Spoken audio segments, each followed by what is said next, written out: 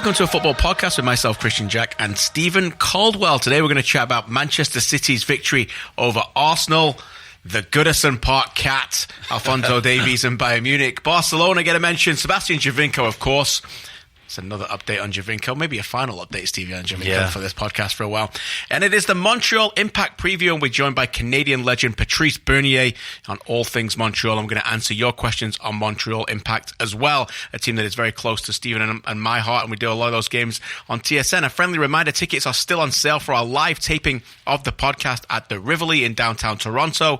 If you are interested in coming to the February 28th event, tickets are $20 and available for purchase right now at our own website at footballpodcast.com. Just hit the link and we'll go there. But as usual, we want to get right into the games of the week. Football just thick and fast right now. Big win for Gary Caldwell's Partick Thistle on the weekend as well. A massive win, a tough away trip to Inverness, Caledonian Thistle, and a 2-1 victory. So it was nice to see they're in a little unbeaten run, KJ. 5 games. They're going well. Shout out to Gaz and our moods on Saturdays are getting more dictated by the results of Partick Thistle on Saturday afternoons and mornings when we're doing our show. We're going to get to City Arsenal as our main event in a second, but our little appetizer first on these games of the week that we do. We want to talk about Wolves Everton, a game we covered on Saturday on TV, and I think this is interesting to talk about because we haven't talked at length about these two teams right now. Two teams heading in very different directions, two teams who are not in the top 6 in terms of the big, sexy clubs in the Premier League. But boy, oh boy, do we get to see here an identity of one team that is clear, precise, and a true team, and another one that is falling off the rails a little bit in Everton.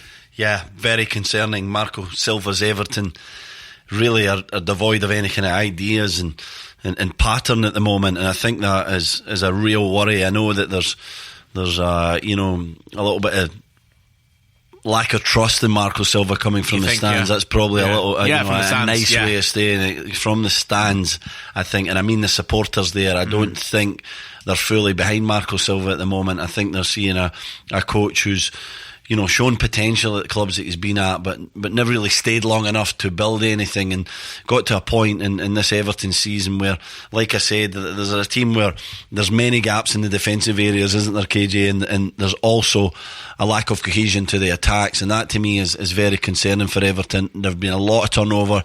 They brought in a lot of players. You mentioned it, 280 million at the weekend on television. That's a lot of money, but that sometimes takes time. The problem for me is it's not just about it taking time. I think they've got it wrong in a couple of areas, defensively especially. If they're going to play it from the back, they need better football players, and to me, Keane and Zuma can't do that. Any pairing that they've chose is lacked that quality to play out from the back. One of their problems. And then the gaps down the sides as he asked the fullbacks to go high was very evident yesterday, and Wolves exploited it.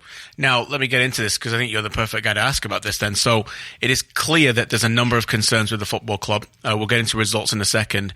Marco Silva came in, and many people thought a bit of a breath of fresh air compared to the just malaise, just this awful, boring football under Sam Allardyce last season. It was okay. This is great. It was night and day. It was a complete different. And then I think he starts to realise that maybe the style of that he's trying to impose on the club doesn't necessarily suit some of those players. Yeah. But is he going to be? Is it not a time now where he, as a top coach, needs to adapt to that? I'm thinking of Andre Villas-Boas here. Now, Andre Villas-Boas came into the Premier League, sexy young coach. He's going to be the next star in the Premier League. He's going to take people forward. And then he just flat out refused. Yeah. This guy flat out refused to bend away from anything that he wanted to. He played with high lines. Shawnee's a Tottenham fan. He can remember, sorry for these reminders, getting just destroyed by teams in the end. And it's those big losses, and I'm thinking of the ones, when you get murdered at home to Tottenham at home this year, that stick with the fans' minds. That is not just losing a game. No. That can last a long time. That can tear apart a reputation of a manager. And Wolves could have had 5 or 6 in this game. It's just similar to the way that Spurs did at that. So at what point do we have to say, yes, you're a bright young manager, but are you, particularly with Pickford and particularly with Keane and Zuma or Mino, whoever plays there, that part of the field, you've got to do something about that. Otherwise, you're going to be out of a job. Yeah, you're absolutely right. And what happens is any young manager then hits a crossroads, and you have to be stubborn to play that style of football. So I don't just mean, stupidly stubborn. I mean you need to stick to your beliefs and what you're trying to do. And to me, that's when you hit this crossroads. You're having some bad results. You can tell that the fans are disappointed in the stands, angry at times.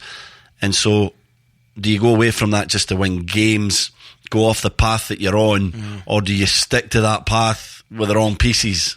And to me, I don't think Marco Silva will go away from it. I think Pochettino's the same, Guardiola's the same, Klopp even in his style, don't really go away from what they believe in. They're so stubborn in the way that they stick to that I think that he'll stay to that kind of form.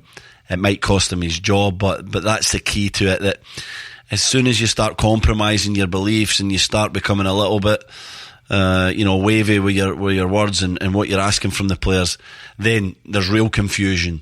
And once that comes in, players then start to think, I'll take charge, I'll be in charge of the style of play, I'll decide, I'll maybe ask to play in the middle here, but I'm going to drift out to the left-hand side because it suits me a little bit more.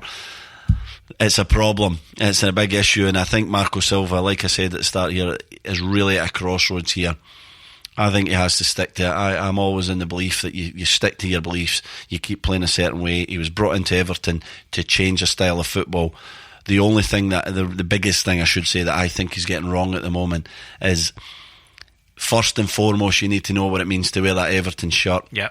You need to know what it takes to go out at Goodison Park and be brave to get on the ball and, show that passion, show that commitment. And I didn't see enough players, maybe I didn't see any players in blue doing that on Saturday. So that to me will be keeping them up at nights just now. Okay, so then, as very often our football discussions, they go into a little bit of more of a big detail football discussion than not necessarily the specific point for you and I. But I think this is fascinating because, okay, so then Marco Silva isn't going to change the way he thinks about playing. Yeah, so he's not going to do that. So then we've got a football club right now who, in many ways, you would say, if you were to look at a club in the Premier League and pick one club, and you'd say, okay, you need time. And it's not about wins and losses at the moment because you're not going down and you're not going to make the Champions League. You'd pick them. So, okay, so that would help. You think that would help him. But then you throw in a very educated, passionate fan base, and suddenly they're not just picking on Marco Silva because they're losing matches here. The second point you brought up there about desire and will, is that going to cost him his job then? Because if tactically Everton are saying, well, this is way better than Big Sam, and this looks good, and we're working out and we're scoring goals, and Richarlison's fun, and Bernard has come in and he's been brilliant. Bernard's been fantastic for them in certain games, and sometimes he's drifted away. Do you know where my point's going here? Yeah, I do. Ultimately, it's almost a perfect example of saying, give a man enough time. And I think we're always leaning on the managers giving more time than getting them fired. No one wants to see people lose their jobs. No. But something isn't right there. Something doesn't feel right at the moment. And I don't think, I'm certainly not going to sit here and criticize the fan base for targeting Marco Silva and creating that anxiety, because I think they're doing it for a reason as educated fans. Yeah, and so you have to go back to what's the most important thing for the fans. They go to the pub or they head to the game with their kids, and what do they want to see more than anything? Do they want to see exciting football? Right. And I'm not saying they're playing that at the moment, by the way, but that's what he's trying to play. Or do they want to see a team committed to wearing the shirt? So you have to understand the community, what it means to wear an Everton shirt, how proud people are in their football club, and their legends of the past, what attributes they had when they played in an Everton shirt. I'm thinking of big Duncan Ferguson, David Unsworth, give me more, we could go into Kevin Ratcliffe, Sheedy, you name all it. All the guys, Adrian Heath, yeah, brilliant players, Peter Reid, all through the years, they were committed, they were tenacious, they had quality, but their biggest strength was their character. And I just think that Marco Silva, in trying to find that football that he wants to play, has forgot about that a little bit. So for me, the important part in the latter half of the season is getting players in the team that have the attributes to bring back a little bit of passion in the stands. Not go away from the way you're playing, but just finish the season positively, and then look to recruit some players with both the attributes in the off-season. Yeah, interesting. They also need to win some games that many people don't expect them to win, and that might help with that passion as well. Here are the games in the Premier League they've won this year. Southampton at home, that was one win. Fulham at home, another. Palace at home. Brighton at home. Cardiff at home. And then you go through to Burnley away, that 5-1 win on Boxing Day, and Huddersfield away. and Bournemouth at home, and that is it. Yeah. They are names that you should be expecting to win consistently, and they're not winning any other games, and that's a concern. Before we move on to what happened at the Etihad between City and Arsenal, quick word on Wolves, the complete opposite of what we're saying with Everton. Just superb. Nuno Santos having a terrific season. Just recruitment's been perfect. Style of play suits the players. Very comfortable in his coaching methods and what he's asking from them. You just see a settled and happy team. Their performances have been brilliant. Dondonkers took some time to settle in. Thought he was terrific yesterday. Gave them a bit of steel. Played a bit further forward than I expected. Freed up Neves to be creative and do all the things that he's good at. Diogo Jota is a player that I think's improved dramatically, KJ, from what I've seen of him this season in the Premier League. Just gets better and better. I like the way he's been that threat in behind a little bit for them. Jimenez's work rate. Doherty, Johnny, we could go on and on. Bolly was magnificent yesterday. Every player is overperforming for the manager. Distribution. Yeah, his distribution has been brilliant. I think he's going to get an England cap soon. Yeah. I think he's on the verge of that. He's a terrific player. He organises the back line. Such a settled side and such a confident side in what they're trying to do, and it's all down to the manager. It has to be. Settled side is one as well, is so important. You know, the continuity of those players. You know, almost every week who's playing, and the relationships and it just doesn't get discussed enough for me. You know, obviously you can't play every single player every week when you've got amount of games we're going to get to with City in a minute, but when you've got them and they've not got many cup games and you can play every week, and you know, Cody's played every minute and Bennett's played every minute, and you know Doherty was just rested one game, and you know, you can go through the whole lot. They just know each other so well, and the continuity is absolutely vital, particularly in defence. Yeah, the relationships are created through that consistency. It's, you know, no disrespect, Wolves have many top players, but you know, when we get into like a top four side in a Liverpool and a City, there is more change because they guys are at such an elite level. But you know, when you're trying to create partnerships and you're trying to build on something, you need to give them that continuity to play together. And I think the back line's a great example of that. Bennett, Cody and Bolly. Bolly was suspended but came back in, and they're the mainstay. He knows what his best team is. If you're trying to get in that team, you've got a hard job because you can see the trust that Nuno Santos putting in, putting forward with these players, and so the competition for places is there, but the relationship is there because of the consistency of putting them out there week in, week out. The best 12 players on the pitch for Goodison on Saturday were the 11 in gold and the cat. The cat was magnificent. Covered a lot more ground than a lot of them in blue. Unfortunately, he was magnificent. Why did nobody go near the cat and get it off the field? I felt for the cat, to be honest. Nobody near him. No, you know? Even Pickford.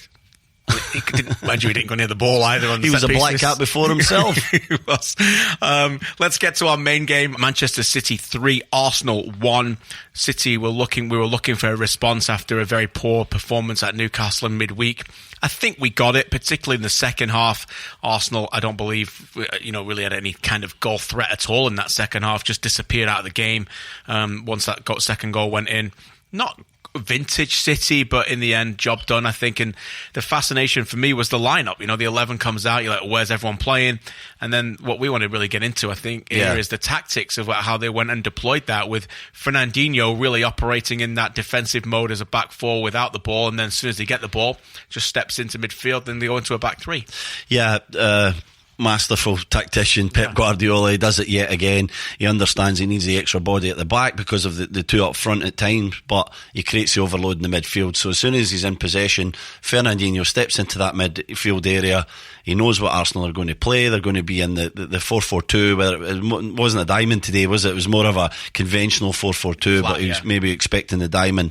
But what he knew he needed to do was create an overload in the midfield. Steps forward, he's there, and then at the right times he drops back. The flexibility and quality of a player like Fernandinho is there for everyone to see, but a piece of genius from Guardiola to do that. I really thought it was very special to see that. Laporte then drifting to the left hand side, Walker tucked in. It was so lopsided, wasn't it? Everything seemed to be heading towards that left hand side where Sterling played. We expected Bernardo Silva to be across there and Sterling on the right, but Sterling was on the left hand side.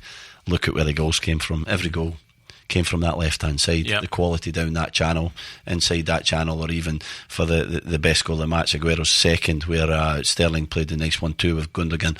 He was free on that left-hand side, and these little nuances, these little intricate little things just happen because of positional play, and they're the best team at doing it. They really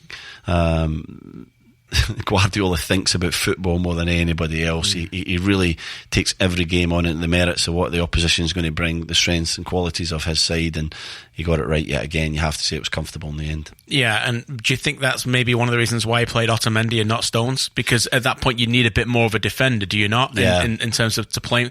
First of all, it takes a special player to have to ask and to deliver what Fernandinho was able to do. Yeah. Because, look, trust me, I would imagine that if most people could do that, that's the kind of thing you would want to do every game. Yeah. You know, flat four when you're facing against the possession of the ball, step up into midfield, add numbers, and have the discipline to add numbers in there, and also realise when you need to drop back. I mean, it's perfect. It's this kind of thing you think about more often. Yeah. But many players you simply can't do that because they switch off or they don't have even the technical abilities to do it. But yeah. So Fernandinho, first of all, they need to deliver that because he's able to do that. But I think Otamendi coming in helped that a little bit because he's just a little bit more of a defender than Stones would be. Yeah, so Fernandinho goes into midfield. They keep them camped in their half. It's very difficult for them to get out. What do they normally have to do with two up front as well is play a long ball to get out. That's why Otamendi's playing, because he has a physical aerial ability better than Stones, better than anybody else in the Man City squad to win the challenges. Right. And he gives Fernandinho time to come back. If that was Stones, I think he would have lost more of the challenges. I think he's a wonderful player, John Stones, but aerial strength is not his biggest attribute. Otamendi's there to allow the rest of the team some time to come in. Don't think he lost a header, Otamendi, no. And you would pretty much expect that against Lacazette and Aubameyang. But that's why the overload of players from Man City means that the first ball out from Arsenal was often long, and Otamendi's there for that. And I thought tactically they got it right. I don't think they were at their game in the first half, KJ. I thought it was a bit more even.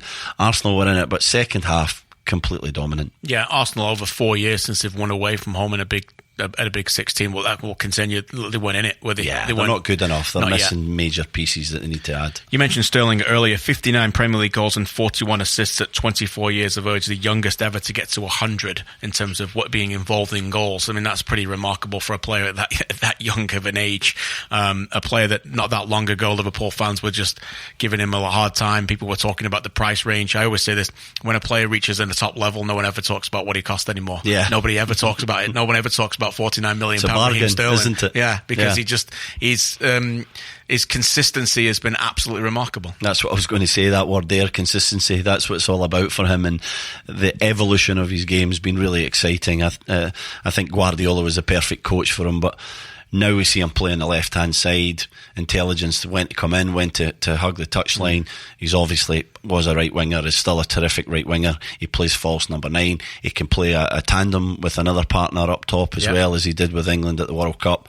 So many layers to his game now. He still lacks a little bit of composure when he's in front of goal. If he finds that, he is truly world class. He could play for any team in the world, and we've seen signs of that being there, but then other times he misses a number of chances. But I think he's a wonderful player, KJ. I think they're delighted to have him. His ability to play off either flank and create moments of brilliance in 1v1 situations. And the second goal was terrific with Gundogan. The left foot ball across for Aguero just to tap it in was perfect, and the weight of it, and not an easy thing to do, that dropping on your weaker foot to just guide it across the box like that and say to his striker, on you go, tap that into the net. Was just brilliant play from Raheem Sterling. He reads plays before they happen quicker than he's ever read them before. No, I mean, he does. You just don't survive in a team like that, do you? No, if you don't, your speed of thought, it's not just all about impulse or talent, it's about becoming a smarter, more intelligent player, and he's far more advanced in those areas for me than he's been before. He is, and I honestly think Guardiola has been a big part of that, and you can see he's spending a lot of time with the lad and sort of teaching him the game, and his games went to another level because of that. It was such a smart piece of play to hang out there, and they managed to get Arsenal really narrow for the first time in the second half, in my opinion. First half, sorry. They bring them in really narrow, they overload the middle area, and he senses that. He stays out there really wide, gets the ball, Then he stretches them out. That's when the space is there to play the 1-2 and the moment of quality with the left foot ball. It was a brilliant goal. Disappointing from Arsenal's point of view, but exactly what City were trying to do the entire game. They knew they were going to be in that tight area, drag them wide, create a little gap and play through it. Before we move on, Sergio Aguero with his 10th Premier League hat-trick. That is absolutely remarkable. I think Eric Cantona had one. There's a number of players who didn't even have more than one out there. 157 Premier League goals in 227 Premier League games, 0.69 goals per game. That is at the same level almost as, well, Harry Kane's at 0.7 right now. He's played obviously less games. It's just a little bit more than Thierry Henry at 175 goals in 258 games. Alan Shearer, 260 goals in 441 games at 0.59 goals per game. You played with Shearer, you played against Henry, you said he was the greatest player you've ever played against. This guy's in the same category, isn't he? He is. He definitely is. He's an unbelievable striker. His ability to be in the right place at the right times, his greatest attribute. Again, I think he's brought more to his game in the last couple of years. I think he works harder. I thought his work rate was terrific today. He scored a hat-trick, but he was always running the channels, creating space for other players, and he's the man that you want to be on the end of a chance, isn't he? I think I'd probably even put him above Harry Kane. I think in the whole of the Premier League, if I had an opportunity and it was going to drop to a player, I'd want it to be Sergio Aguero. He's brilliant. He's so composed. The goals today were obviously simple little tap-ins, but you have to be there. Not a lot of people score the goals, and testament to his quality. Left foot, right foot, out the box, in the box, headers, scores every type of goal. What a signing from Manchester City. Yeah, for me, the greatest Premier League striker of all time. That's how good he is. And you know, and I know people would say that we've named them, and sometimes it's this kind of discussion just comes down to personal preference. Anybody who wants to argue with me, that's fine. You're allowed to have Shearer, okay? You're allowed to have Henry. You're allowed to have Harry Kane. But for me, he's the greatest, and he's the player at that level that, in an era where the attacking football has never been more. The game has never evolved as quickly as it has in terms of attacking football. He's evolved in that, and at a level where teams like Real Madrid and Barcelona and Bayern Munich and people have said they're dominating European football, and people have talked down about the English Premier League. He's never really flirted with any of those. He's stayed in the Premier League, and they've all looked on with envious eyes throughout that entire time. You know, But this is a player that's played in La Liga, and we know he could do it anywhere. He could do it anywhere he wanted, and you know, it's been a joy to watch him play at the height. When he first came over to the Premier League, he scored that marvelous goal in his debut on the Monday night. I was just thrilled because I'd followed his career. I remember being at BMO Field in Toronto for the 2007 Under-20 World Cup final when he scored a terrific goal for Argentina in the South End, and when he came to City, I was like, City was still not the City we know now, and I was like, okay, is this going to last? You know, you just hope that it does as a fan of the game, and it has lasted, and he stuck it out, and he had his injury concerns, if you remember the first few years. Last few years, he's just been flying. You know, he's been playing over 30 games, and your point about his work rate, Guardiola again has made him better. It wasn't that long ago you and I were having that discussion about Jesus coming in, and I think that's made him better as well. He's a perfect example for competition of places and raising his game. So he has everything. He has everything. He can score goals with his both feet, his head, outside the box. You know, today 3 goals, 3 touches. He's a poacher as well. Just an absolute joy to watch. Yeah, a joy to watch. And Guardiola challenged him to find more to his game. It wasn't just enough to put the ball in the back of the net. He had to be, you know, an important player for the team. Link up play, run the channels, Manchester City, but work hard to get, you know, press people and to bring other people into the game, and I think he's found that, and I think he brings so much to this side, and credit to him, he took that challenge on, didn't he? You know, he could easily have, like you said, KJ, play in any league in the world. He could have tail between the legs, went back to Serie A or back to La Liga or any other quality league, Bundesliga, went to any club, but he wants to stay. I think he wants to create real history. He has done already, but he's in the top 3 Manchester City greatest players of all time, in my opinion. Possibly one. I know you would probably pick him. One I pick David Silva is first in that, but you put the two of them alongside each other because they've been there that long and part of all the recent success. I can't argue with that. And I love David Silva, the ultimate space invader. The only thing I'd say is the hardest thing in the game is to score. And Sergio Aguero has 105 Premier League goals in his last 4.5 seasons. That is absolutely incredible. All right, let's get to our dessert. Let's have a continental dessert today. say. Yes. Alphonso Davies in Germany came on for the last 13 minutes. Now, Canadian connection, obviously, that's why we're talking about it. But interesting that they were down 2-1 at the time to Bayer Leverkusen, and Niko Kovac said, go on, lad. Go on there, try and get us a point, which is interesting because many people thought when Bayern were winning, Goretzka again, but when they went down, everyone was thinking, oh, this is probably not going to be the time that Davies is going to get that chance because in the past it's been with a blowout. So. Yeah, very significant that he got onto the field and, as Bayern Munich were trying to find a goal. Unfortunately, lost another goal and were defeated again. Maybe get to that more in a minute, but delighted to see him come on. And what I loved about it, that it was very positive, KJ. He looked very comfortable in that shirt, got the ball in the first movement, ran right at the fullback, the same characteristics that we saw in MLS with Vancouver Whitecaps, driving, trying to get to the byline, cut the ball back. Looks comfortable in the team. Replaced James Rodriguez, Colombian international. So this is a kind of players that he's dealing with now and that he's alongside, and his game's going to go from strength to strength. The lad's got absolutely everything. I always thought he might really become a world-class left back, but I'm seeing them put him on in that higher area, and the ability to go past people is exceptional. And I think that once he starts to pick things up, as you can only do when you're playing with players of the quality of Lewandowski and Gnabry, and could go on and on. There's so many of them at Bayern Munich that you're going to pick little things up. You're a sponge at that age as well. Yep. His game's going to go from strength to strength, and I hope that he gets more opportunities. I'm looking forward to his first start now. That may come as Bayern Munich are right out of this race and Kovac is on borrowed time. Maybe he just throws everything out the window and he goes to some youth. That's what I'm praying for, because I think it would be very important for his career, obviously. Yeah, quickly on that, we talked about it on the television side a little bit, and I made the point that maybe Bayern in turmoil is helping him a little bit right now, because they're trying to find different ways to fix this and they're not finding them. So maybe Davies becomes a part of that solution rather than going to a settled team that is winning everything as often Bayern has been over the last decade, and continuity, and Ribéry and Robben are younger. And look, they're going to look to, I think, replace these guys, and that might include replacing Alphonso. I'm not saying that next season he's going to look at him and going, yeah, you're my automatic starter.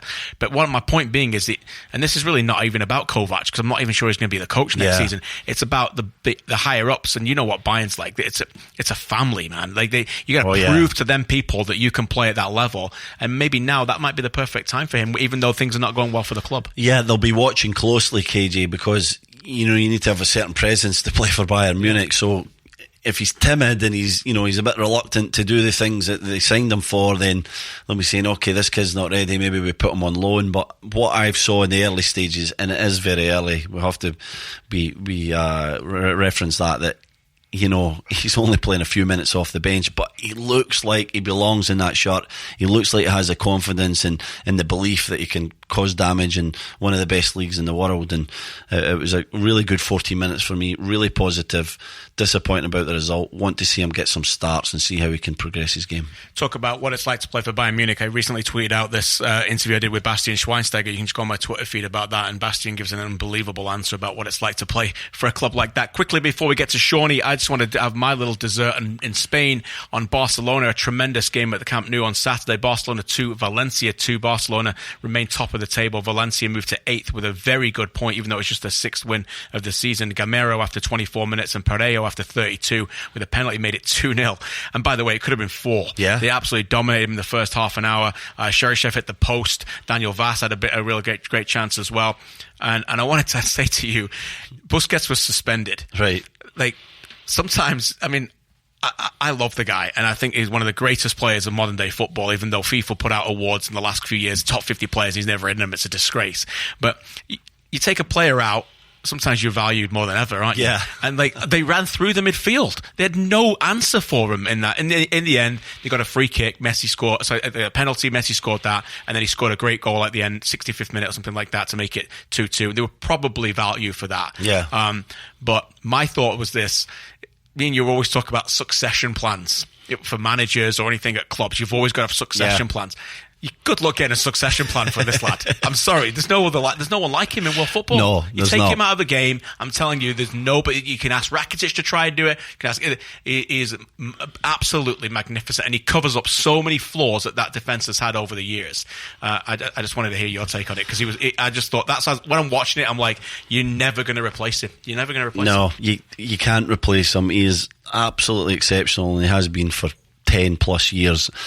And unfortunately for him, he played alongside Iniesta and Xavi, right. So he's never going to get the credit or the recognition that he deserves, because they two were wonderful players and they were more creative and, you know, magnificent. But he is in that trio for me. He allowed them to play that way. Exactly. And he mops up stuff. He plays great forward passes. He's not just a defensive player. He can play centre half, can play absolutely anywhere. So cultured on the ball. I love Sergio Busquets. Think he's terrific. That player is the hottest commodity in world football, isn't it? You know, we're talking about Fernandinho there and his ability to play from the back to the midfield and what he brings to City. When he's out the City side, they're miles short. Busquets is the same at Barcelona. Every big club in world football needs one. Yeah. And a lot of them don't have them. They don't, because there's not enough of them, KJ. There's what, 4 or 5 in the world. Martinez maybe at Barcelona falls into that category, but he's not as good as Bayern, but he's not as good as Busquets and Fernandinho. They to me are the best two. Kante's moved into a more forward role. He does it a little bit different, but who else is a truly, genuinely world-class holding midfield player? And Busquets is so important. He's getting on a little bit in years, but I think he's got a good few years left in the legs yet. Yeah, let's hope so. Tremendous player, and one that maybe many people won't truly realise how elite he is until he's gone. Let's go over to Shawnee for a brief look at headlines. I wonder what we're going to talk about here. Only one headline this week. Sebastian Giovinco transferred out of Toronto FC for $2 to $3 million, as per reports by Christian Jack. Obviously, let's get your final words on this transfer. I think this will be the last time for a long time we talk about Sebastian Giovinco. Final thoughts, and then what is next for Toronto FC? Wow. Yeah, where do you want to go, mate? Well, first of all, it might be the last time we talk about him for a long time, but we've got a little theory that maybe we get to at the end with Sebastian Giovinco. But let's talk about the transfer first. A sad end to what was, you know, an amazing relationship between Sebastian Giovinco and Toronto FC, a player that came across from Juventus looking to revitalise his career in 2015, and boy did he do that, and did he save a franchise. The greatest player ever to play in the red of Toronto FC, no question about that. His output, his goals, his assists, his first season, in my opinion, was the best ever performance by a player in MLS over a season. He was terrific. If he had better pieces round about him, he would have won MLS Cup for his club that year. And in the end, unfortunately, he wanted longer. He felt he deserved it. He felt his past deserved a future, and to me that doesn't happen in football. You have to consider what someone's bringing at that moment. He was on too much money. He wasn't going to get that money from Toronto FC because of a change of direction in the football club and because of the substantial figure that it was at. Toronto said they offered him something. He said it was nowhere near what they said. It wasn't enough, and it ended horribly, unfortunately, in the end. But I just want to go on record to say a teammate of mine for a short period of time, and one of the best players I ever played with. Yeah, it changed the culture of the club. You know, I wrote a very long piece about this on fantastic as well. Thanks. About Giovinco, and so, you know, a lot of my thoughts are in there as well. But ultimately, you use the word sad, and that's how I felt. And this is, you know, we're not supporters, we're broadcasters. But ultimately, it could have been prevented. I felt we just talked about one of the greatest players in Premier League history in Sergio Aguero, and Toronto FC and Sebastian Giovinco both play a part in being culpable in this. But that Giovinco could have been that for Toronto FC, the way that people remember Man City and Aguero, and they'll still remember that. But it's only 4 years. And 4 years is not that long in football, you know, when you look about reputations but what he was able to accomplish and turn a franchise around, I think will make him arguably one of the most important members of that football club in the history. Because of the way that he got it. Now it brings us to a crossroads again for the club. And how do you replace him? They are going to replace him with the money that they went to him and the DP slot. But how does that player replace him on the field? That is the biggest point going forward, and that'll be fascinating. We can't fully judge as jurors here, as I've said this before. We can't fully judge and come to a verdict about whether this was the right decision until we see what Toronto FC do. In North America, the mindset often is who won the trade, who lost the trade, because that's what happens in North American sports. But this is a trade that is yet to develop, because Giovinco has been moved out and the next player is yet to be announced. And so until that player comes in and then starts to show what he can do on the field, and players like that, when they come in, there will be no honeymoon. Fans will have every right to go, what are you going to do for me right now? And whoever comes in, and it's going to be interesting to see who they get, and it'll be announced soon. That's when we'll be able to know. But it was a very sad and I think preventable situation. Yeah, I want to just mention a little bit what I think it means to be a designated player in MLS and the pressures that brings, and then reference Giovinco in that. It's absolutely phenomenal that you have a guy who's on millions and millions, and you have a teammate who's on 40, 50, 60 grand. I think we're up to about 60 now, minimum salary. Yeah. So with that comes a great deal of pressure. You've got to be a leader. You have to deliver on the field. You have to be everything off the field. You have to be someone that these guys look up to, or an example. And there's not many live up to that. And Giovinco was one of the guys who lived up to that. Not a leader in the conventional sense. He wasn't a shouter. Italians. Occasionally he was, and he found big moments when he had to, and he led a team because of his ability and attributes on the field, and I think he was a wonderful DP, and I think the three guys that TFC have all played their part in being a trio and great examples for that squad. But Giovinco was the talisman. Giovinco was the one that everyone looked to for a moment of magic at the right time, and so trying to replace that is not easy. It's not just about going into a league in Europe or South America and finding a player. It's finding the right fit. It's finding someone who can deal with that level of responsibility and take it on. It's not going to be easy. He's left a massive hole of goals and assists. He's left a big hole of salary, and we'll see how much the parent company MLSE want to spend of that. But there's an opportunity here for the team to change direction. A coach in Greg Vanney, who we know would maybe like to play a different kind of style. He can go out there. It doesn't have to be a number 10 or number 9, a conventional centre forward. He can go and get a wide player. He can get a more creative midfield player with that money. So it'll be interesting to see where they go and what kind of direction, because if the guy doesn't provide the goals and assists that Giovinco did, someone else has to step up 100%. And do that, and that's going to create real pressure on the person replacing him. The final thought I'll say is I've read a lot about Giovinco and his age and his legs. The player is not 35. The player is 32. And if you could have somehow got a contract started this year with a long-term deal that he'd been accepted on, and renegotiate that deal for this year and into next year, and put a multi-year contract together for his playing age seasons, which is what often sports executives talk about. His playing age season this year is 32, 33, 34, and maybe 35. I would have maybe gone to that if they could have come to something. Then I think that would have been the right decision. Now, obviously, money is a lot down to it as well, but it doesn't sound like they were truly close. But of course, we'll never truly get the full answer when you've got Sebastian Giovinco saying wanted to take less, and then Ali Curtis told me this week that he never moved off a number. They wanted to stick to this number, and they never moved off that number either. Let's finally end on our thing. I don't think he's done at MLS. No, I don't think he's done in MLS. I think we'll see him again. I just have a feeling, and then I preface that by saying that he is only 32, signed a 3-year deal. Imagine what he's going to be like in 2 years, and he'll only be 34. He'll only be 34. He might have another 3 years of professional football in him. Yeah. And at that point, maybe he's had enough of where he's living, or he just wants to move somewhere else.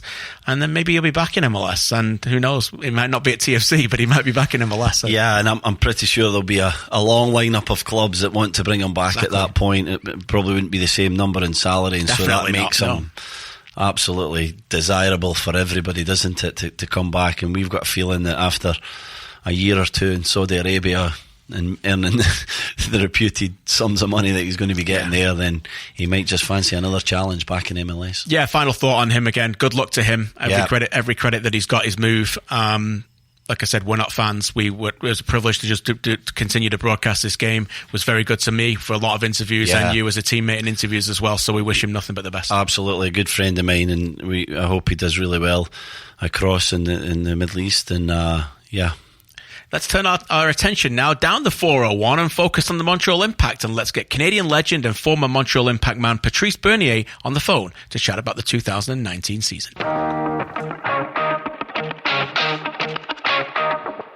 Okay, now pleasure to be joined by Patrice on the phone. Patrice, thanks for joining us on a football podcast with Stephen Caldwell and myself. I want to ask you a little bit about the schedule. Obviously, you know Montreal and the situation there with the weather and the moving away from the Big O. 8 of the first 9 games in 2019 are going to be away from home. That's far from ideal, Patrice, is it? And do you think that is something that is better for the team in terms of making Saputo Stadium a little bit more of a home? Yeah, I think it's always going to be difficult at the Montreal Impact because the seasons, especially since we've diminished the number of games at the Big O, so you usually start the season 4 or 5 games on the road out of 6 or 7, and now it's going to be 8 out of 9, so it's going to be a big test. But then after that, they get to catch up. I think it's sometime from May till all the way to July. They play 7 or 8 games at home out of 9. So it's going to be important. It's going to test the team. This is the second year, so Remy, I think, is more prepared to what is MLS like on the road. If you get on the road, that's where the foundation is built. That's where the camaraderie strengthens if you get the right result.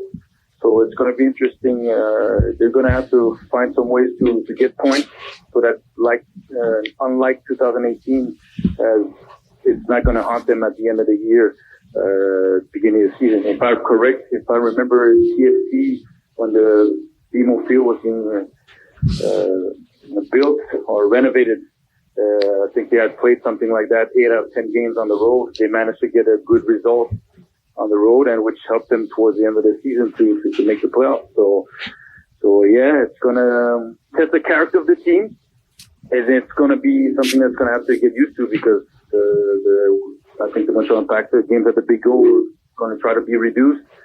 So this is going to be something that's consistently going to be happening at the beginning of seasons for the Montreal Impact. Patrice, talk to us a little bit about Maxi Urutti, an ex-teammate of mine in TFC and a player of proven MLS quality and experience, and maybe a little bit about Zakaria Diallo, who obviously had that horrible injury at the start of last season, and how he's getting on, and probably areas of improvement that the Impact might be looking to bring some extra additions in before the start of the season. Yeah, Maximiliano Urutti, everybody was very welcome here in Montreal in terms of the announcement. The forward, he's got the experience of the league. He's been here for, I think it's going to be a 6th or 7th season. So he knows the league well. He's proven to score goals. I think he's the type of striker that's going to look at like 8 to 9 to 10 goals a season, but he's going to be playing with Nacho Piatti, so maybe they'll open up even more. But I think his profile is something that Remy Gard likes. Forward that moves a lot, very dynamic on the front line. Probably can help out in terms of defensively, but I think it's a handful for defenders because he's always consistently moving and has proven in the past to score goals against the Montreal Impact. So that probably was somewhere in the line where they were able to wanted to go get him. We've known in the past 2 years, I think the number 9 position has been something since Drogba has left, that Matteo Mancuso since 2016, where we maybe been lagging. So somebody, a true goal scorer who can take away some of the pressure from Nacho Piatti. And Nacho is getting older also. And he's got the right age. He's at 28, 29. So it's going to welcome addition to the club. So I think it's going to be interesting to see his combination, his connections with Nacho and the rest of the front line, and what he can bring to the team right from the get-go. Talking about Zakaria Diallo, I think personally last year he was a piece that really missed from what I've seen in preseason, because he has a profile of a stereotypical, I guess say, MLS defender. Very big, athletic. He's very decent on the ball. On set pieces, I think could be a handful. But we didn't get to see that because he tore his Achilles before the first game of the season. So, and I think that's where it unbalanced the Impact, where they had to find solutions at the back very quick. Even though they fought Rod Fanning, it took some time for the back line to really get in sync, and the whole defensive unit. So I'm hoping to see what I saw in preseason, and that he's able to show what I think people were hoping for last season, and and also big shoes to fill because Rod Fanny is not coming back. And people really like him, and I think he performed well. So it's going to be interesting. He's going to be a player, hopefully, resumes from where he left off from preseason in 2018. Solidify the defense, good with the ball, but now he has to adjust to MLS because he didn't get to play that season. So there's always that factor, I feel, for players who come from abroad, especially from Europe, where you got to adjust to the type of striker or maybe the type of player or the up and down tempo style that there is in MLS sometimes. So it's going to be two players that I think can help out a lot. And if they do, the Impact can be looking to do better than last year, and even improve, not just for making the playoffs, but maybe in terms of the rankings in the East. Yeah, so let's hope so. Patrice, I want to ask you about the city of Montreal and their love for the Impact and also the game of the game of soccer as well, particularly 2026 World Cup coming on as well. The club has a new president, obviously Kevin Gilmore coming in, and he said in one of his interviews recently that the Habs were not a competition for them, that they still wanted to believe that there's still a lot more fans out there to come towards the Impact and find the Impact and get behind the Impact in terms of going out there and supporting them and with the jersey sales and obviously going into the crowd and spending the money on the tickets. What's it like there? I know you love the game and you love Montreal, so it's two of your loves, but what is the culture of football like in Montreal, and how have you seen it evolve over the last few years? I think here the culture of football has always been there. Now the question was always who's a supporter of soccer and Montreal Impact, and who's just a supporter of maybe Champions League, European Championships, or the World Cups. That's always been the question as to the soccer culture. Its ties, are they really completely linked to the Montreal Impact? That's where maybe there's work to do. So in terms of being from here in Montreal, I know the team well. I know, you see it when there's the World Cup, when there's big events. People flock to it when it's a soccer event. Now it's how to get those people to hook on to the Impact, because I think the lower fans are there. It's just to try to grasp even more, and probably in terms of the season ticket holders, try to get more so the club doesn't have to rely on the last minute game day to know if they're sold out or not. And that helps in terms of, business operations and the plans that you have for the future. Kevin Gilmore came out and said that I think something that's very evident is that the club, the Impact, has done a very good job in the last few years to become, if you can say, second sports franchise in the hearts of the Montrealers. But there's still a market to grow and to grasp it. And it's not the competition who's on the podium. It's just to say to the Montrealers, you can love all your sports franchises the same. And especially one that's growing in a league that's progressing tremendously, and that their support is going to be even more vital for the Montreal Impact to be able to battle with all other franchises, not just on the field, but in terms of clubs, merchandising and clubs fan support, so that the Montreal community is behind its team, and that the Montreal Impact have great results on the field and off the field also. Patrice, tell us a little bit about what you're doing now. You're a player who has so much to give back to the game in many different areas. Please give us a little bit of insight what you're up to. I never wanted to go too far away from the game. I think when I came as a player, I had a somewhat responsibility of keeping Canadian soccer and Montreal, Quebec soccer alive. And now that I'm retired, still at the academy, helping out the next generations to make the step to the pros and represent the Montreal Impact, or hopefully the Canadian national team on different levels and youth levels.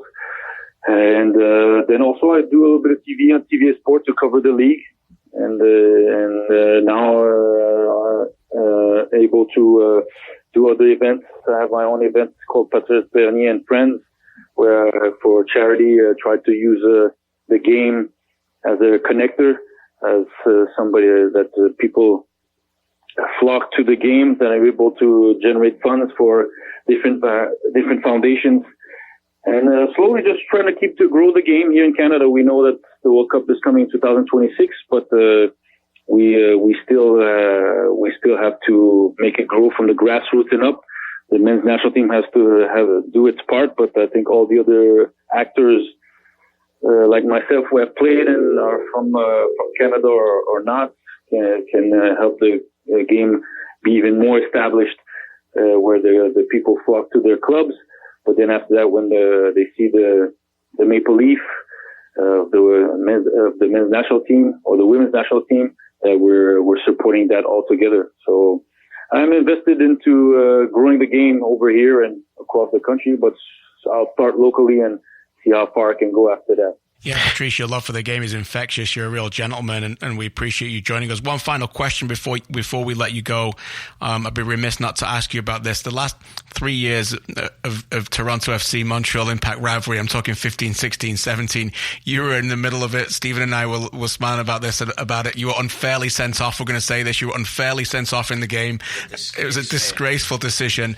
We can say that. You can't say that. But now it's over. How do you look back on those great rivalries, knocking TFC out of the playoffs the 1 year, the two-legged final, obviously, to try and get into MLS Cup, and then the Canadian Championship rivalries? Now you're out of the game. How do you look back on those, and can they be big magical moments to continue the rivalry and help Canadian soccer? Yeah, I think it's important. As a Montreal, for me, there's always been the rivalry. Once you play against a team from Toronto or one TFC, it's always, but I would say, like you said, in 2015, I think on one side, Giovinco's Bradley Altidore arriving. TFC was showing that, okay, we're taking this to another level. We want to be another type of franchise, a successful franchise, and we on our end were just young from being in the MLS, wanted to show that it's not because we were in USL not too long ago that we cannot be a successful franchise. And everything just culminated to those playoffs, like you said, in 2015. 2016, look, it generated 90,000 fans came to just sit down and watch the game. And then with all the support from the TV side, I think it was some of the games that were the most watched on TV. And just the animosity, the competitiveness every game. And then by the end, my perfect example was an American guy like Altidore felt Toronto, or feels like Toronto is home, was able to bring, to say certain words that they wanted to, knock out the Impact from the playoffs at the time. It shows to me that now the rivalry has grown more than just the local kids or the fans. Is the players who come into those clubs are now invested in representing that which club is the best club in Canada, and it still connects with the Whitecaps. And it's just to see that fierce rivalry. Hopefully it can maintain itself.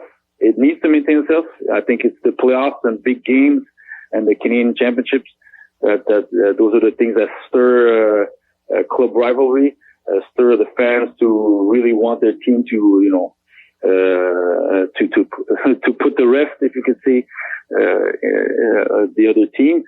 It's been great. I think those are the things that you need. If I'm a kid, I think as a kid, I'm like, I'm from Toronto. I look at TFC.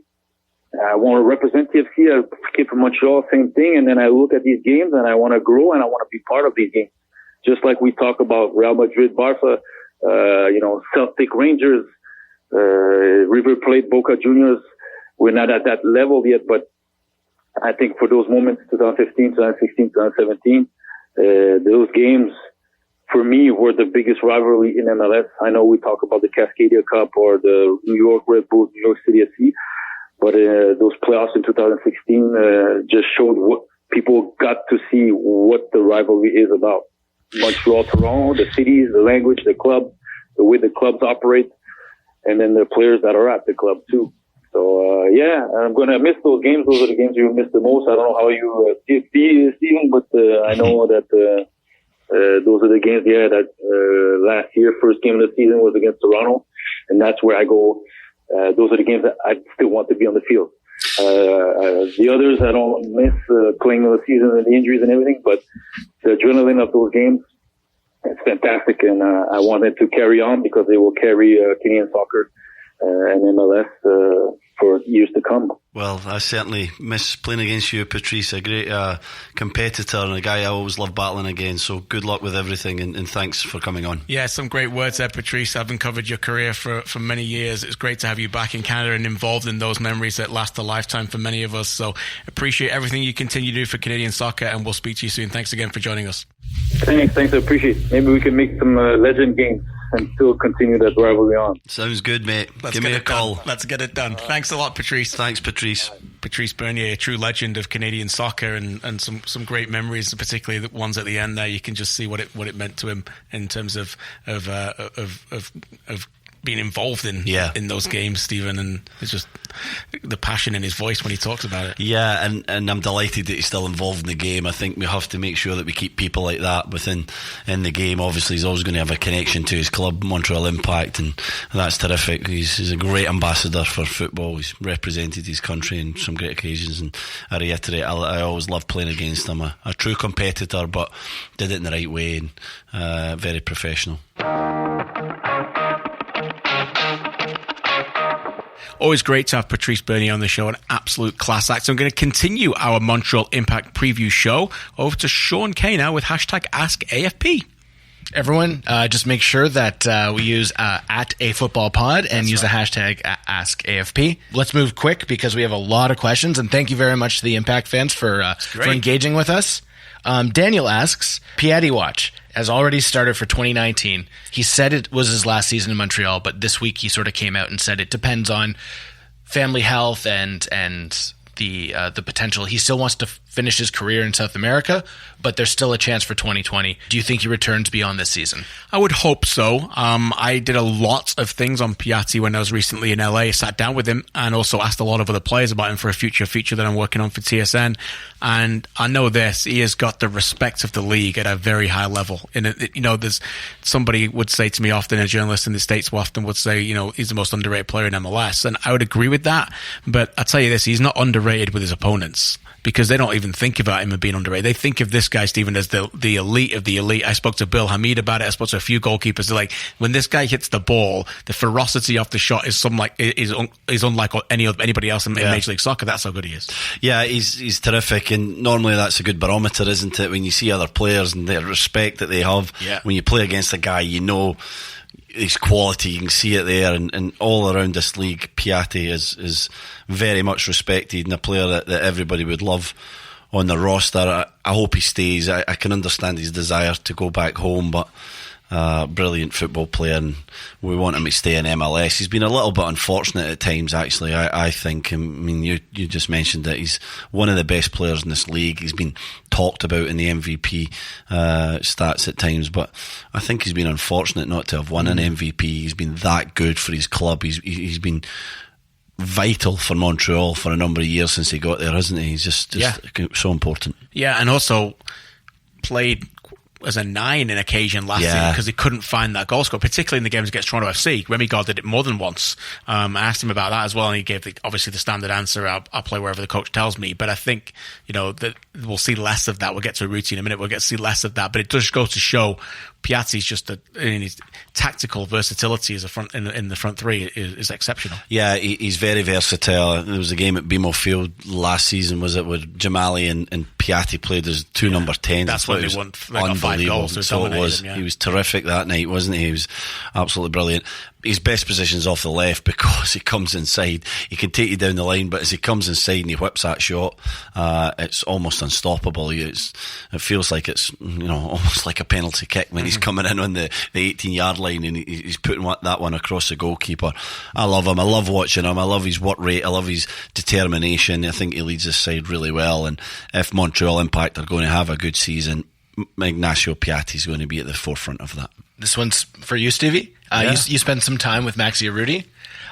Very briefly, as you said earlier. What was your thoughts on him during that time? And then has it changed? And what do you think of him now? That's for the both of you. Yeah, I did spend a brief time with Maxi and very brief. Yeah, very brief. Unfortunately for Maxi, he was only 2 appearances at TFC in 4 or 5 weeks probably in total, and it was such a shame because he came with a great reputation from Newell Old Boys, and he was a player that needed time to adapt to MLS. He's a young designated player. They're always going to need time. He's coming from a different style of football, and he wasn't afforded that time, unfortunately for him. But I'm pleased to say he didn't go back to South America. He went to Portland first and then did pretty well there and really found a home in Dallas. I thought he was brilliant for Dallas, KJ. I'd like to hear your thoughts in a minute. But a player that got better and better, or has got better and better. I'm excited that he's back in Canada because I want to see the best of him.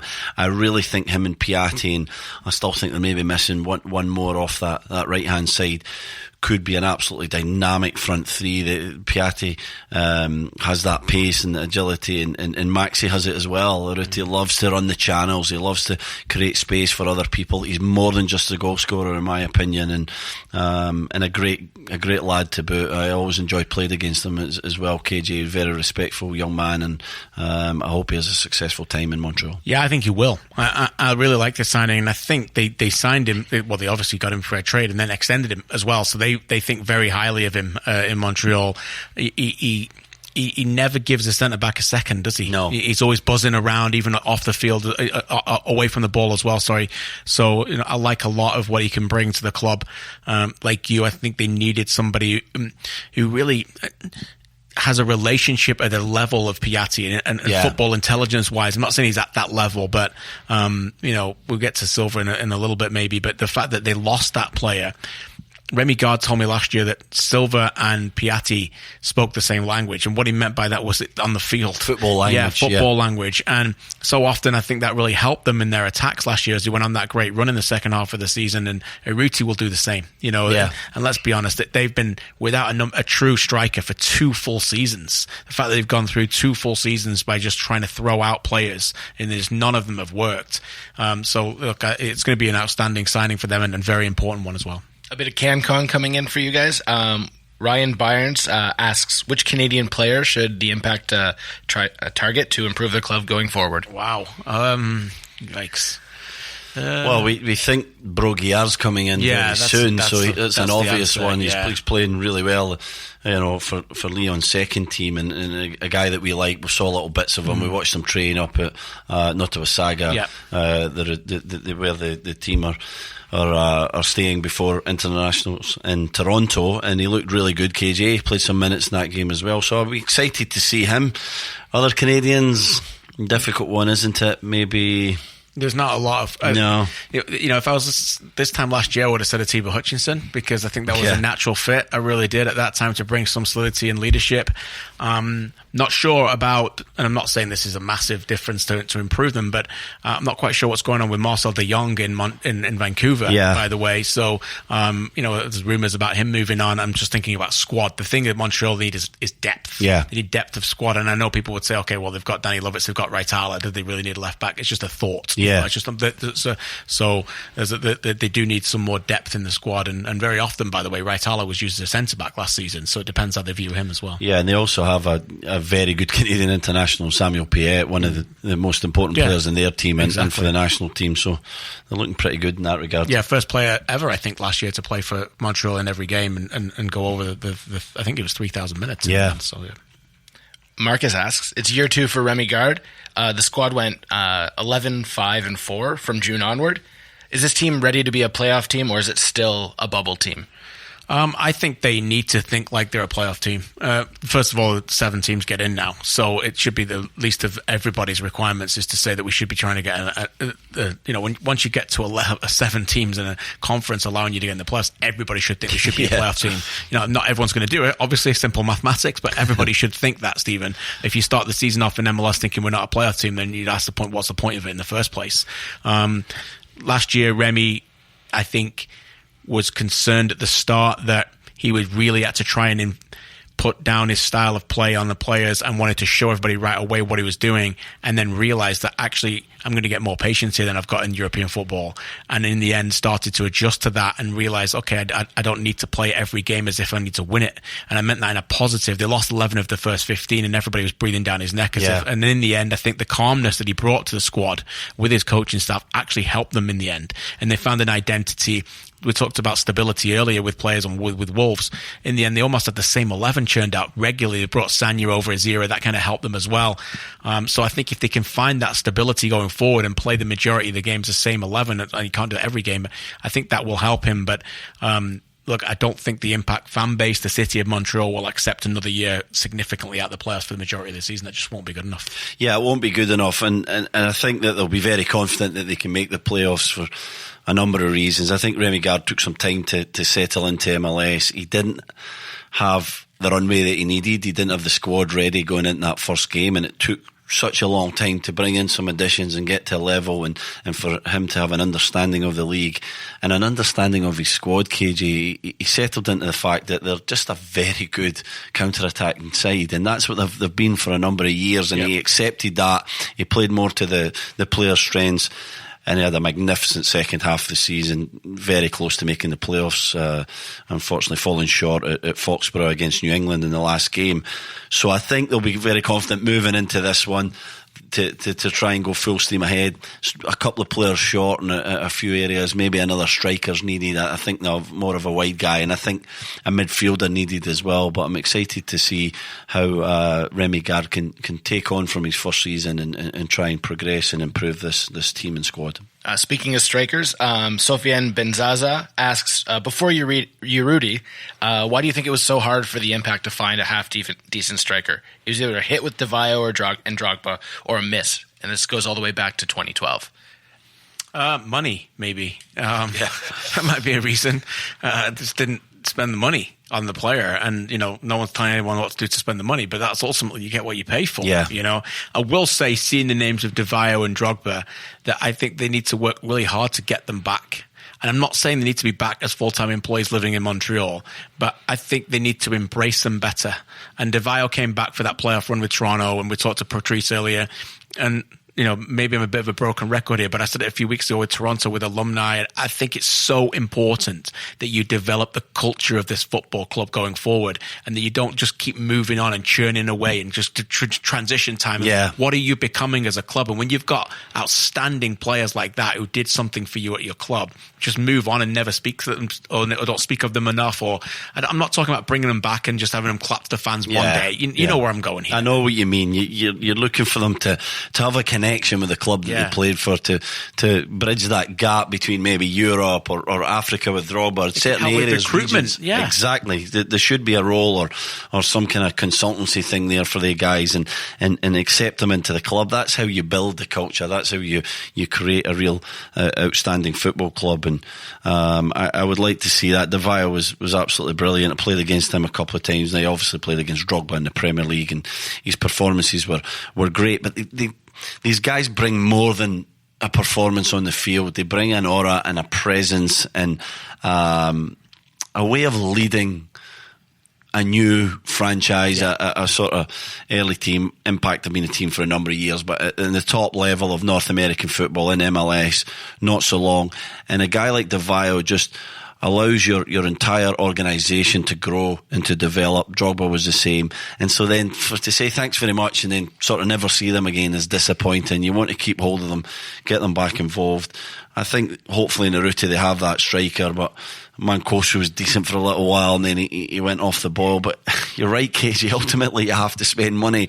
It's the most difficult area of the field. You said it with Aguero, putting the ball in the back of the net. It's the hardest thing in football, and to get someone who you pretty much know is going to do that, you need to spend the dollars. And with Urutti, it seems like they might have just did that. Matthew would love to understand the relationship that Stephen had with Daniel Lovitz.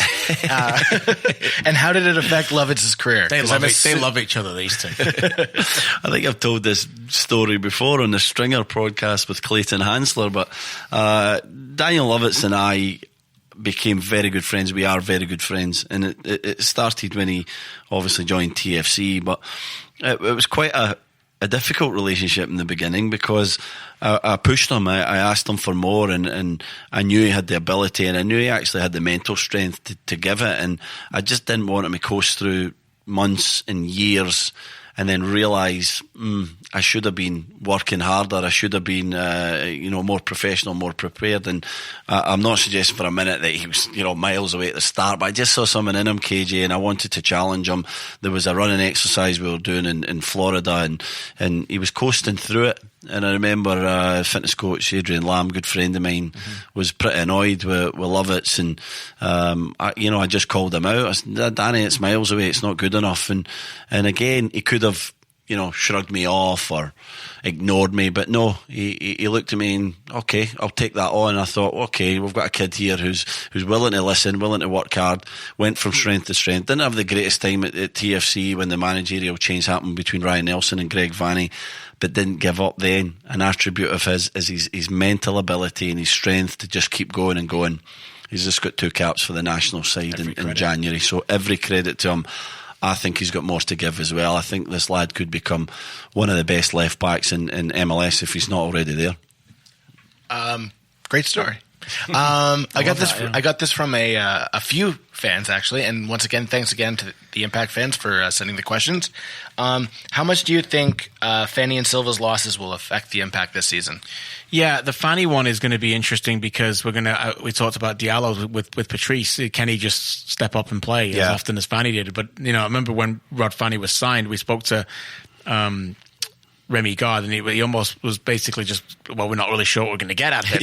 Like he almost was saying we're going to put. He didn't say this, but it was like putting a Band-Aid on a broken leg at that point. You know what I mean? And in the end, it turned out to be a plaster and covered everything. He was brilliant. So, it'd be difficult to replace that. Sanya's back, so that brings a little bit of experience in the back line, which is needed. Silva one, I think we talked about it earlier. That's a very difficult player to replace because of the creativity that he brings in that final third, and maybe because we're talking about this now on the Sunday, that's still to be done because they did make a recent trade to get some more flexibility to target that area. Yeah, absolutely. Rod Fanny was terrific. Remy brought him in just to kind of plug a gap, and he ended up playing every single game and being the most important defender. He was amazing. And I'm disappointed he's not coming back because I just think his presence, his professionalism was really important. You mentioned it with Davio and Drogba. KJ, a guy like that, you don't want to see him leave. Now, of course, it comes down to dollars and cents. Maybe he was asking for too much, and in the end, he's not coming back. Hopefully, Diallo can bridge that gap because Fanny will be a considerable loss. Alejandro Silva took some time to get used to MLS. He took some time to get used to Montreal. I think he was playing out of position, recognised by Remy Gard, and he was moved into that more forward area. And by the end of the season, he was terrific. And you were hoping he was going to come back. We were going to see how he could move on in the next year. But in fairness to Montreal, they got offered a quite substantial amount of money, a few $1 million to move him on. And I think it was good business to do that. And the only issue is, a bit similar to TFC and Giovinco, you got to replace him because he's one of your most important players. So we're at spot and some money there. They've got to make sure they get it right and they bring in somebody of the same quality and consistency of what Silva started producing near the end. Fab asks, what's your take on Saputo sort of stepping aside and hiring Kevin Gilmore to lead the Impact as a president? Yeah, it's interesting. Gilmore, obviously known, as we mentioned a little bit with Patrice, known as Habs president Jeff Molson's right-hand man, VP of Operations LA Kings. Is there a Disney connection there as well, I think, a Walt Disney executive, Sean? I read his interview with Montreal Gazette this week where he talked about a lot of the times trying to galvanize the city and make sure they become a bit more connected. He talked a little bit what Patrice talked about, where Champions League fans are not necessarily coming to watch the games. He said, we don't need to compete with the Habs. We need to embrace them. We can compete with both, and fans can be fans of both. The one thing, if I was an Impact fan, I'd be a little bit concerned about, and I know money is a little bit of a difficult discussion to talk about with this team right now. After all, you mentioned Saputo said last year the team loses $12 million a year. But he did say when he was looking at, when he said, quote, "It is not a question of spending money, it's a question of spending money more intelligently." And he quoted and he said, "In MLS, I looked at the last 5 years, 7 teams made the playoffs. 80% of the time, out of those 7, only 2 have been the top 10 spenders." Now, I did some work on that. Those teams are Columbus, Red Bulls, Kansas City, Seattle, DC, Dallas, and LA Galaxy. And he's quoting the 5 teams who want top 10 spenders. Well, okay, you want to be a Columbus, you want to be a Red Bulls, you want to be a Dallas or an SKC, you better start producing players. Yeah. That's a very different thing. And I think Impact, MLS is evolving too. Teams are spending more and more money. And if you don't want to go there, you've got to find a way of generating talent elsewhere. And if you're not doing that as well, you can't just sit around and go, well, those teams are doing it, we're going to do it as well. It's not as easy as that. Yeah, you're going to get quickly left behind in modern MLS if you're not doing either of the areas. You either have to spend or you have to have a very good academy system. And Red Bulls have proved that. Columbus quietly spend money, by the way. The Valenzuela cost a little bit of money. That's a great point. So the other thing is, when people quote top 10 payrolls or whatever, a lot of the time it's not including transfer fees. Sometimes transfer fee, some clubs include the transfer fee on the some clubs don't. Yeah, so it's very difficult to. But you're right, they do spend money on the quiet. Don't always be confused by the figures that are announced in players' wages, because you're right, KJ. There is transfer fees. There's intricacies that go into that mean that a club like Columbus spend considerably more than any of us think. And we always think of them as one of the smallest spenders, but they're not. $7 million on Kaku, exactly, and they spent a lot of money on a player, and they have, in my opinion, the best academy system in North America. It's incredible the number of players that they're churning out, because they have a fantastic system. They have a hotbed of talent, and they've really tapped into that system, and they're bringing it through, and every lad that comes through the Red Bulls Academy knows he's going to get a chance if he's good enough. That's key there as well. So I think that for Montreal Impact, they're always going to need that star or two as well, spending some money, and hopefully they can make it work, because it is a business at the end of the day. But I think they're always going to need at least one star to be on the roster. One last question to wrap this up, and I think it's actually perfect. What position does Montreal still need to upgrade? Find another attacking player who can score goals. That's for me. Pressure off Piatti a little bit, isn't it? Probably someone who can play wide right. Yeah, I think so. I also think they could maybe be doing with a creative midfielder. I think they're lacking a little bit of creativity, but as we said earlier, Targer doesn't score many, does he? No, Targer was brilliant at kind of driving forward with the ball. I'm thinking more of a kind of guy who can pick his head up, maybe slide a ball through, that kind of moment of magic, or even just put his foot in the ball at the right time and play some passes. Targer's more of a high octane guy, isn't he? Don't get many goals from those three at all, do you? No, you don't. You really don't. They're missing some, and I would certainly play Targer and Piatti, and I think Azira and Krolicki showed some signs, but he's got some way to go. That might be an area they try and target. They look pretty solid at the back for me, and they've got some decent cover. I think they've got a decent MLS goalkeeper as well. Outstanding with Piatti. Hopefully Urutti works. Wide right or right midfield? Wide right. There you go. There's the answer. And that is not just about Scott Norwood's field goal in the Super Bowl. Sorry, I just had to put some kind of Super Bowl joke Super in there. Bowl reference. There you go. Thanks Come on, for the listening. Rams. Thanks for listening. And I know many people listening to this already know the result of the Patriots victory in the Super Bowl.